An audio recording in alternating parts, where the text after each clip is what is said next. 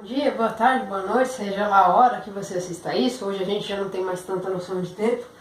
Eu tentei fazer uma linha aqui, uma linha do tempo, ela não está muito reta. Talvez eu tenha uma certa dificuldade para lidar com essas ideias de coisas planas.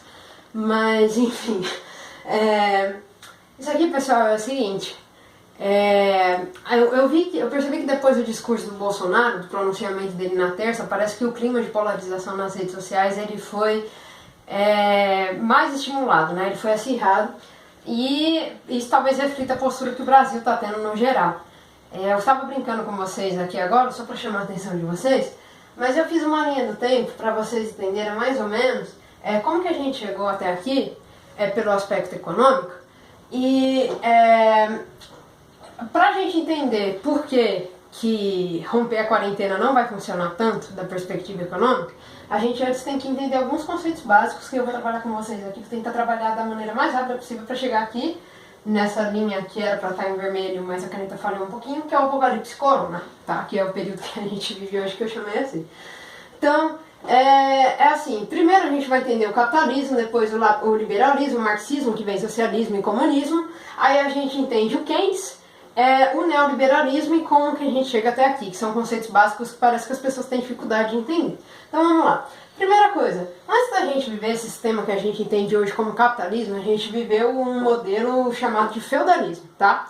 Então o feudalismo era aquela época lá, sabe quando você vê aqueles filmes que tem os cavaleiros, aqueles castelos, aquelas princesas?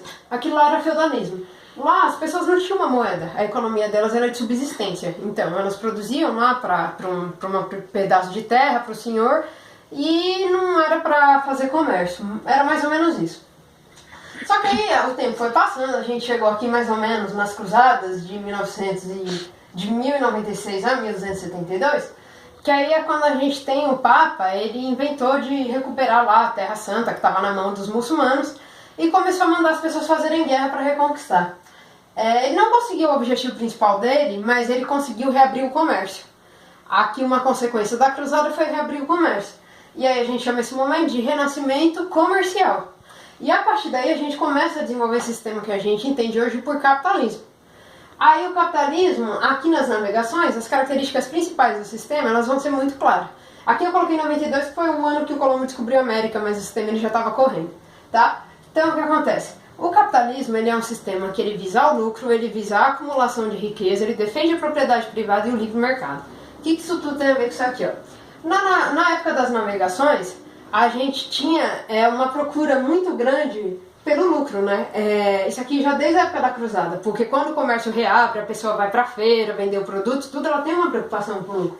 E depois disso aqui, a pessoa ela passa a ter uma certa preocupação com a acumulação de riqueza. A primeira fase do capitalismo é de acumulação de metais preciosos. Então aí vem as primeiras ideias, a acumulação de riqueza e o lucro.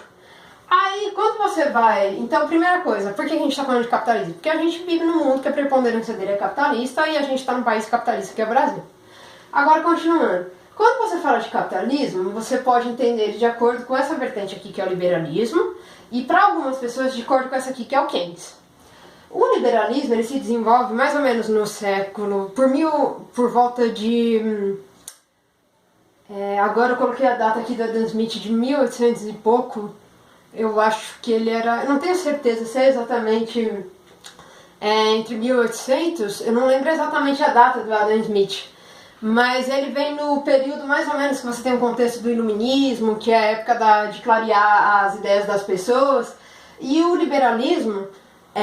eu coloquei aqui pensando no Adam Smith, tá? Que é o autor que escreveu A Riqueza das Nações. Então o liberalismo ele tem um sentido político, mas eu vou falar do sentido econômico. A ideia econômica do liberalismo, ele fala o seguinte, a gente tem a propriedade privada, a gente tem o livre mercado, e o que é o livre mercado? Essa ideia que a gente tem de hoje de oferta e de procura. Então vamos supor, se você compra 20 frascos de álcool em gel, sei lá, você é uma centopeia e você precisa de álcool em gel para todos os seus membros, ou então você é um cristão e só gostou de ver aquela parte lá que tem que multiplicar a terra e comprou para todos os seus filhos. Se você compra 20 frascos de álcool em gel, o mercado tem que te abastecer. Se ele tem para te abastecer, vocês entram numa regulação automática, que é o livre mercado pela lei da oferta e da procura. Se o mercado não tem para te abastecer, você começa a fazer com que o dono do mercado ele aumente o preço para tentar conter a sua procura. Agora, se está sobrando oferta, pode entrar em estoque e inflacionar. Então você tem que entrar meio que no equilíbrio disso aqui. Então o liberalismo ele tem como essa característica a ideia de um Estado mínimo, ou seja, de um governo que interfira pouco, da ideia do livre mercado, a ideia da propriedade privada. Aí você vai andando lá, no finalzinho, você vai ter em 1800 o Marx surgindo, e ele vai desenvolvendo uma ideia que ele vai falar depois, que é o tal do socialismo e comunismo. Então, o que é o socialismo? É a doutrina do capiroto, do capeta. Não, não é bem isso aqui. Vamos entender o que é isso aqui. O socialismo, ele dizia que a gente tinha a gente ia ter, assim, enquanto o capitalismo ele pensa na questão da propriedade privada, o socialismo ele vai falar da socialização dos meios de produção. Ou seja, o meio de produção, a indústria, a empresa, isso aqui tem que ser de todo mundo. E aí, o socialismo, a gente ainda tem um governo que regula isso. O comunismo não existe mais governo, que as pessoas teriam, teoricamente, uma autoconsciência. Ou seja, no mundo não existe nenhum país comunista.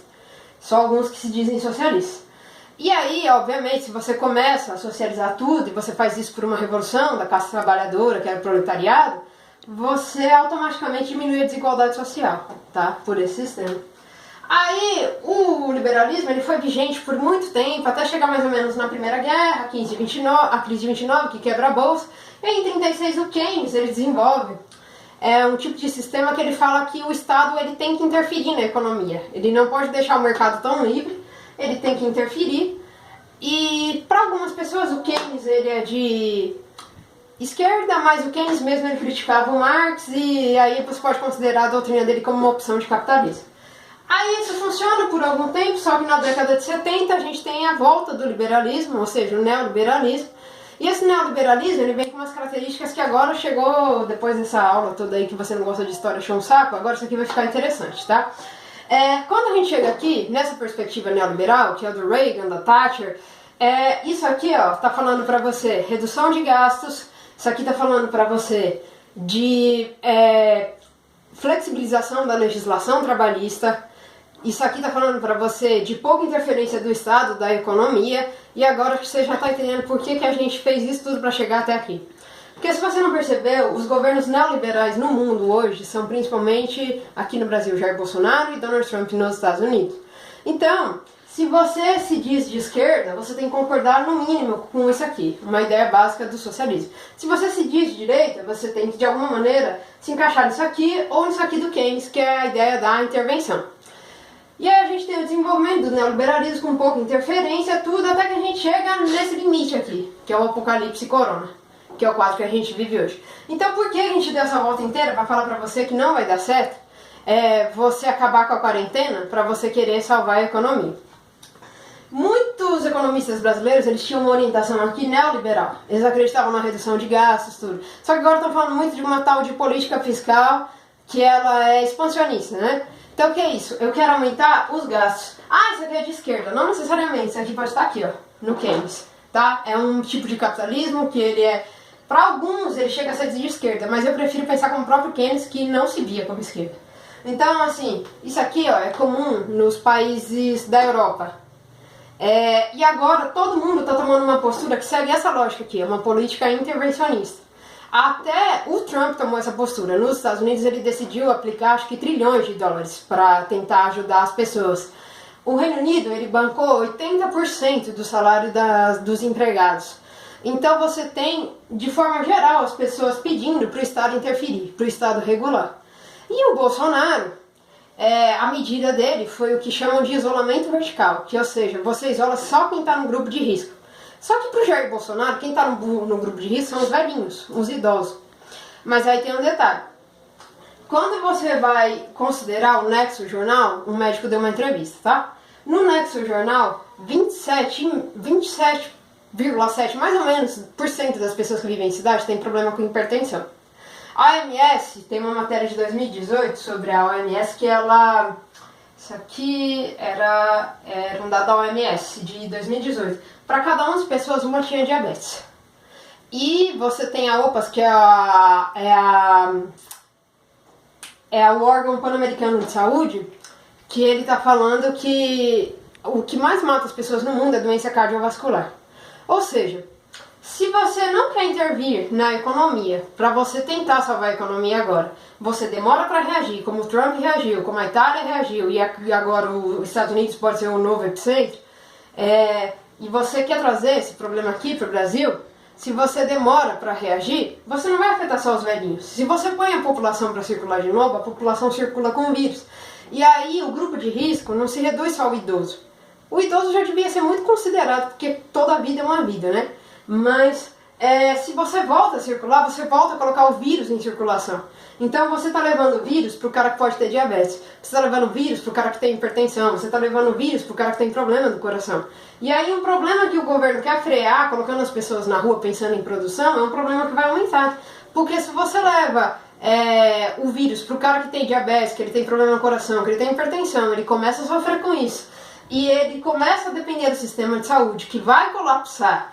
E o cara começa a não poder mais produzir e trabalhar, e você gera um problema econômico de verdade. Porque você vai precisar que as pessoas consumam, porque o capitalismo é baseado em consumo, mas não vai ter quem produza, porque as pessoas vão estar doentes. Então se todo mundo ficar quieto em casa de uma vez, a curva do vírus retarda, o sistema de saúde consegue atender e nossa vida volta ao normal rápido. Se você quer ficar em casa um pouco, o outro não quer, e cada um fica em casa na hora que quer, o que resulta disso tudo é que no fim todo mundo vai ter que ficar mais tempo em casa e a economia vai sofrer mais. E por que isso aqui estão adotando essa política aqui keynesiana? Porque olha só que interessante, o PIB brasileiro subiu ano passado? Subiu, mas qual foi o fator que influenciou muito? O consumo das famílias.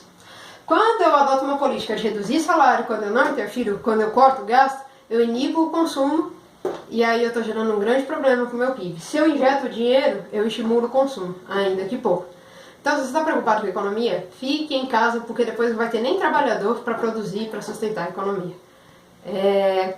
Eu não sei tudo de economia, eu tentei fazer um básico aqui para vocês para contribuir. Você pode discordar, pode propagar esse vídeo, sinta-se à vontade para se manifestar, mas eu gostaria que você refletisse um pouquinho sobre isso aqui, tá? E vamos acabar com o apocalipse corona antes que esse apocalipse acabe com a gente.